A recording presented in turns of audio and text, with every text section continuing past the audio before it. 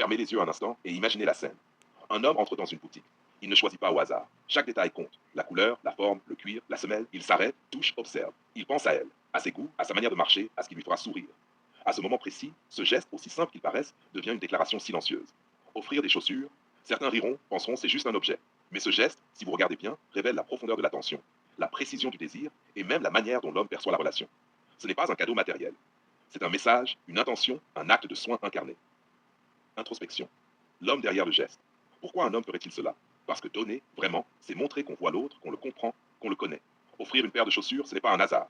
C'est une façon de dire je suis attentif à toi, à tes besoins, à ton plaisir, à ce qui te rend belle et confiante. Chaque détail compte. La texture du cuir, la hauteur du talon, la couleur qui l'a fait briller. Tout est choisi pour provoquer une émotion, pour éveiller un sourire. Il se projette dans ce moment où elle ouvre la boîte, où ses yeux s'illuminent, où son corps se détend et où un petit rire s'échappe. Il anticipe, il ressent, il s'expose. Parce que oui, donner implique un risque. Le geste peut ne pas être compris, mal interprété ou pire, passer inaperçu. Et pourtant, il persiste. Immersion, la copine et sa perception. Maintenant, plongeons dans la perspective de la copine. Elle ouvre la boîte, découvre la paire. Instantanément, elle ne voit plus seulement des chaussures. Elle voit l'homme derrière le geste. Elle perçoit l'intention, la réflexion, la projection de l'attention qu'il lui porte.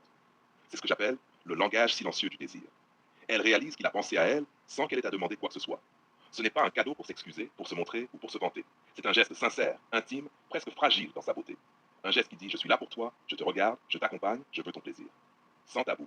La dimension psychologique et sensuelle. Et là, parlons franchement. Ce geste touche quelque chose de profond, le corps, l'esprit et le désir.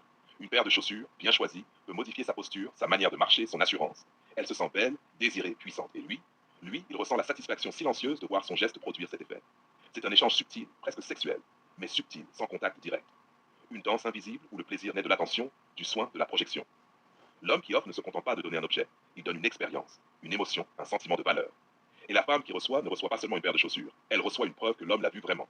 Elle reçoit une partie de son cœur, même si elle ne le sait pas encore. Analyse profonde, ce que révèle le geste. Regardons ce geste sous un autre angle. Ce n'est pas seulement de la séduction, c'est un acte de présence, un moyen de dire je choisis de prendre soin de toi.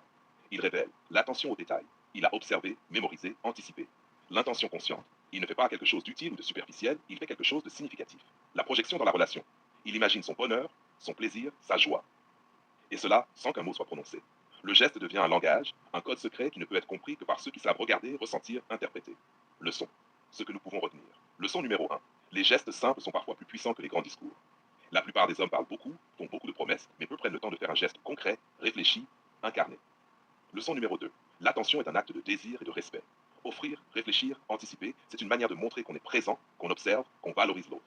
Leçon numéro 3. La réciprocité émotionnelle est invisible mais réelle. Ce geste peut ouvrir un espace de confiance et d'intimité